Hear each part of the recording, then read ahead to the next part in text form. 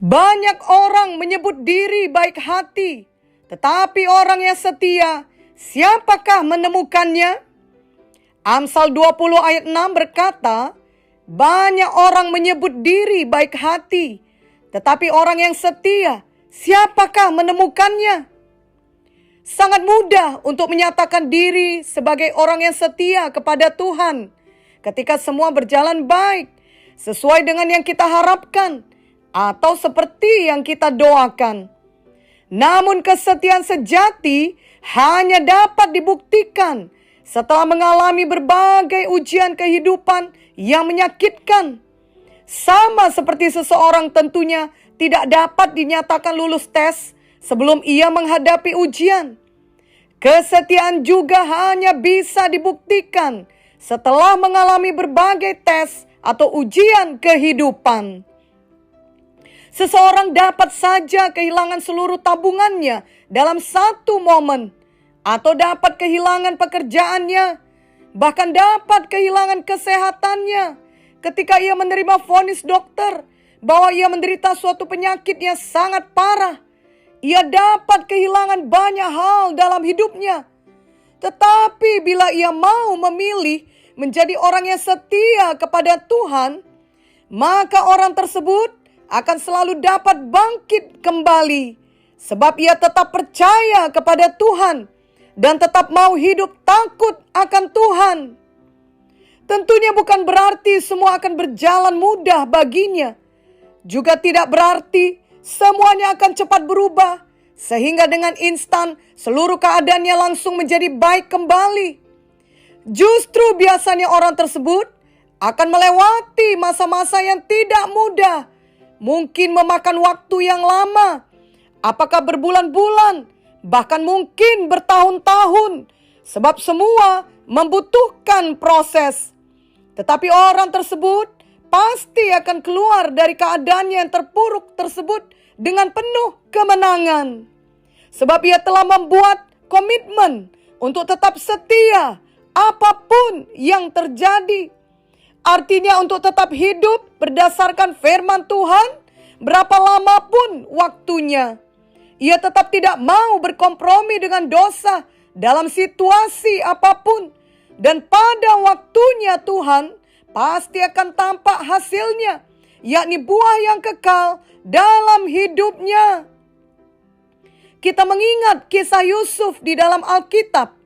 Suatu hari, di dalam sekejap mata, hidupnya berubah drastis.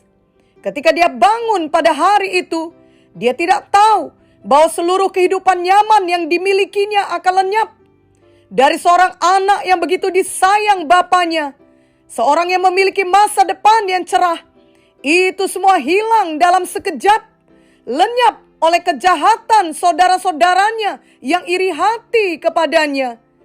Sekarang hal ini mungkin dapat digambarkan dari seseorang yang memiliki keluarga yang baik, pekerjaan yang baik, pelayanan yang baik, lalu dalam sekejap mata semuanya hilang. Yusuf dimasukkan ke sumur, ia berteriak minta dikasihani, tetapi tetap tidak ada yang bergeming untuk menolongnya. Justru mereka hendak membunuhnya. Mengetahui dirinya terperangkap, tidak berdaya, tidak dikasihi, justru dibenci dan hendak dibunuh. Tentunya itu bukan perasaan yang menyenangkan bagi Yusuf. Itu adalah perasaan yang sangat mencekam, menakutkan, dan penuh penderitaan. Saat-saat di dalam sumur bagi Yusuf adalah saat-saat yang sangat menyakitkan. Dan setelah itu pun, Yusuf terus mendapat banyak pengalaman buruk lainnya. Ia difitnah, ia dimasukkan ke dalam penjara, ia dilupakan oleh orang yang telah ditolongnya. Tetapi akhirnya Yusuf dapat menang, walau apapun kesulitan yang terjadi dalam kehidupannya. Itulah yang patut kita teladani. Ia tidak mengeluh, ia tidak berhenti mempercayai Tuhan, ia tidak berkompromi dengan dosa, ia tetap hidup menurut standar firman Tuhan. Yusuf tetap setia kepada Tuhan. Tuhan memiliki rencana yang indah atas hidup Yusuf. Dan Tuhan juga memiliki rencana yang indah bagi hidup kita masing-masing. Walau kelihatannya begitu banyak hidup Yusuf justru dihabiskan dalam penderitaan dan pengkhianatan diakibatkan oleh orang-orang terdekat yang dipercayainya. Tetapi sebenarnya hidup Yusuf ada di dalam kendali Tuhan. Mungkin hidup kita juga kelihatan penuh dengan persoalan, bahkan pengkhianatan. Ingatlah bahwa hidup kita juga ada di bawah kendali Tuhan. Janganlah menyerah, jadilah orang yang setia. Mari tetap mempercayai Tuhan. Ingatlah bahwa Tuhan tidak pernah terburu-buru dalam membentuk kita semua. Sama seperti Ia tidak terburu-buru dalam membentuk Yusuf. Ahli-ahli Alkitab berpendapat bahwa Yusuf berumur sekitar 17 tahun ketika saudara-saudaranya hendak membunuh dia dan memasukkan dia ke sumur. Dan umurnya berkisar 30 tahun ketika Yusuf akhirnya diangkat menjadi penguasa di Mesir. Jadi bukanlah waktu yang singkat semua penderitaan yang dialami Yusuf. Namun bentukan Tuhan itu diterima oleh Yusuf dan ia bertumbuh terus di mana karakternya sepadan dengan panggilan besar yang direncanakan Tuhan baginya. Yusuf membayar harga untuk tetap setia. Yusuf membuat keputusan yang benar untuk tetap setia, walau keadaan sekelilingnya tidaklah mendukung untuk hal itu. Marilah kita tetap setia, berapa lama pun waktunya, apapun yang terjadi kepada kita. Kita mengingat beberapa contoh lainnya, misalnya dibutuhkan waktu 120 tahun untuk mempersiapkan Nuh ketika ia membangun bahtera dalam menghadapi air bah. Juga dibutuhkan waktu yang cukup lama, yakni 80 tahun untuk mempersiapkan Musa agar ia mengerjakan panggilan Tuhan untuk menjadi pembebas umat Israel dari perbudakan Mesir. Sama halnya dengan Daud, ia juga mengalami waktu bentukan yang cukup lama. Ia memang diurapi menjadi raja saat ia masih muda. Namun setelah itu Daud harus mengalami tahun-tahun yang penuh dengan penderitaan. Ia terus dikejar-kejar oleh Saul untuk dibunuh. Sampai kemudian akhirnya ia berhasil menjadi raja. Dan terutama ia menjadi seorang yang berkenan di hati Tuhan. Kita juga mengingat Paulus di dalam perjanjian baru yang sebelumnya bernama Saulus. Ia dipanggil Tuhan untuk menjadi rasul. Namun ia terlebih dahulu harus menyendiri ke tanah Arab selama sekitar 3 tahun. Dari semua contoh ini, kita mengerti bahwa kesetiaan harus dibuktikan, harus menjalani proses waktu, harus lulus ujian kehidupan. Seorang yang setia kepada Tuhan ialah orang yang benar-benar berurat berakar di dalam firman Tuhan. Ia akan tetap mempraktekkan firman Tuhan dalam segala situasi. Yusuf tidak melupakan Tuhan, apalagi meninggalkan Tuhan ketika ia menghadapi berbagai situasi yang menyakitkan dalam kehidupannya. Sadra, Mesah, Abednego juga tidak meninggalkan Tuhan, walau mereka diancam akan masuk dalam dapur perapian. Daniel juga tidak berhenti berdoa, walau resikonya nyawanya akan hilang karena akan dimasukkan ke dalam gua singa. Mereka semua adalah contoh orang yang setia, yang berakar di dalam firman Tuhan, di mana ketika datang saat yang sulit, mereka tahu untuk tetap mempraktekkan kebenaran firman di dalam hidup mereka, berapapun harganya. Setiap orang pasti akan mengalami saat-saat yang sulit atau menghadapi ujian kehidupan, seperti yang dihadapi oleh Yusuf atau Daniel ataupun Sadra, Mesah, Abednego. Ketika saat itu tiba, maka akan kelihatan apakah benar orang tersebut adalah orang yang setia atau tidak. Hal itu akan tampak dari pilihan-pilihan dan respon yang ditunjukkannya. Apakah ia berkompromi? Apakah ia memilih jalan pintas yang mudah, yang seturut dengan kehendak daging, membuat alasan-alasan, menyalahkan orang lain, atau menyalahkan keadaan, atau bahkan menyalahkan Tuhan? Ataukah ia memilih jalan Tuhan, yakni jalan penyangkalan diri dan jalan kasih? Yusuf tidak memilih jalan pintas. Ia tidak mengikuti kehendak daging. Ia tidak kompromi dengan dosa, walaupun istri Potifar menggodanya berulang kali. Yusuf tetap memilih jalan Tuhan. Ia memilih kekudusan. Ia memilih tetap percaya dan patuh kepada Tuhan. Ia memilih jalan kasih dan ia mengampuni saudara-saudaranya. Daniel, Sadra, Mesa, Abednego juga tidak memilih jalan kompromi. Mereka semua tetap memilih takut akan Tuhan dan bukan takut kepada manusia. Mereka memilih tetap mengasihi Tuhan, berapapun bayarannya dan sebesar apapun resikonya. Semua mereka harus melalui proses yang menakutkan, bahkan menyakitkan. Ada yang difitnah dan dimasukkan ke dalam penjara. Ada yang dimasukkan ke dalam dapur perapian. Ada yang dimasukkan ke dalam lubang singa. Kehidupan mereka tidak menempuh jalan yang mudah. Dan kerap kali prosesnya tidak cepat. Tetapi mereka setia. Maka mereka dapat tetap bertahan. Mereka tetap hidup di dalam jalan kasih, jalan kepatuhan, dan jalan iman. Biarlah kita meneladani hal ini.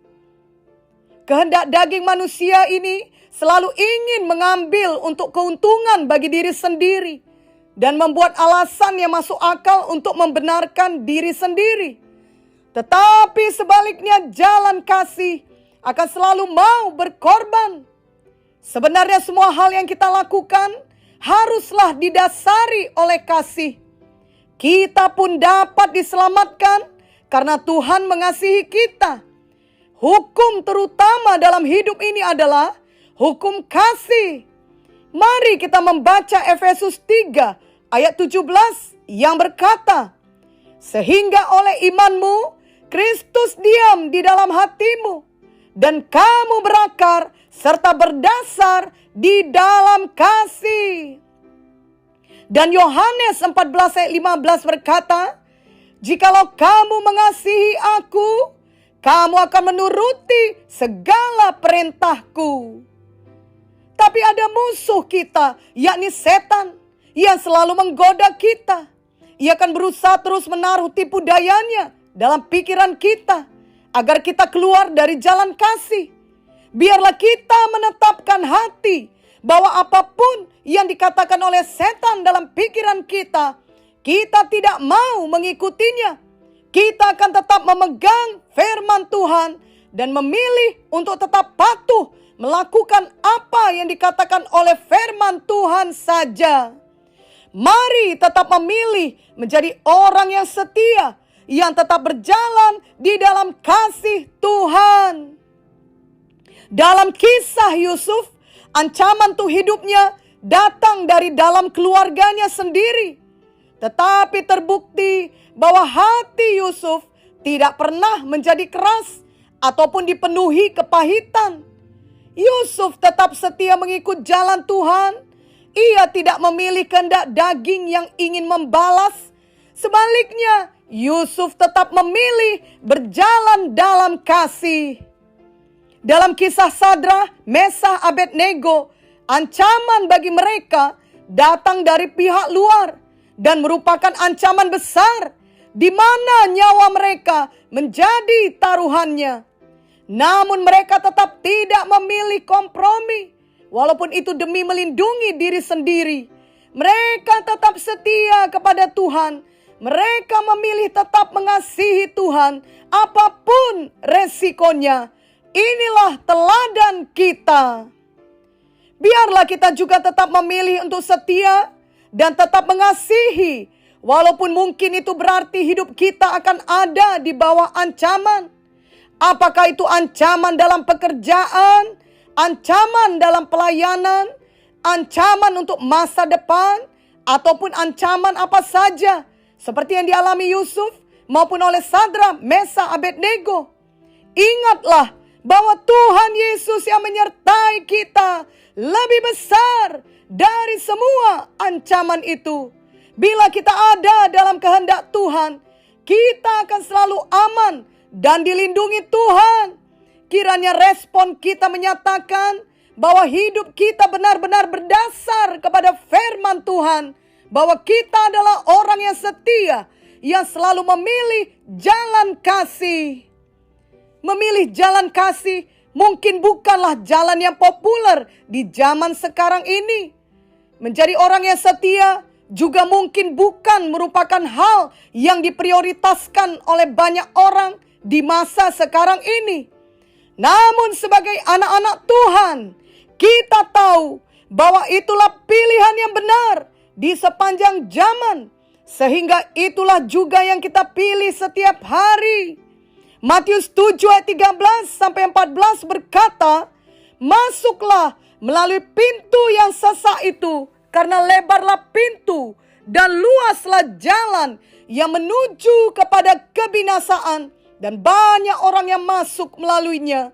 Karena sesaklah pintu dan sempitlah jalan yang menuju kepada kehidupan, dan sedikit orang yang mendapatinya." Yusuf memilih jalan sempit. Ia memilih jalan kesetiaan, jalan kekudusan, jalan kasih. Kita tahu pada akhirnya Yusuf menggenapi panggilan Tuhan yang luar biasa. Ia bukan saja menyelamatkan Mesir, tetapi ia menyelamatkan seluruh dunia yang dilanda kelaparan, termasuk seluruh keluarganya. Demikian juga Sadrak, Mesakh, Abednego. Mereka memilih jalan yang tidak populer, jalan yang membahayakan. Namun itulah yang benar. Dan pada akhirnya Raja Nebukadnezar pun mengakui Tuhan yang mereka sembah adalah Tuhan yang hidup, yang telah melepaskan mereka. Jadi selalu ada berkat besar bila kita memilih mau bertumbuh menjadi orang yang setia, yang tetap berjalan dalam kasih. Setiap kali kita tetap melakukan firman Tuhan pada saat-saat yang paling sulit, Tuhan pasti akan memberikan tuaian. Tetaplah menabur di dalam kesetiaan. Kelak kita akan menuai hasil dari kesetiaan kita tersebut. Galatia 6 ayat 7 berkata, "Jangan sesat, Allah tidak membiarkan dirinya dipermainkan. Karena apa yang ditabur orang, itu juga yang akan dituainya."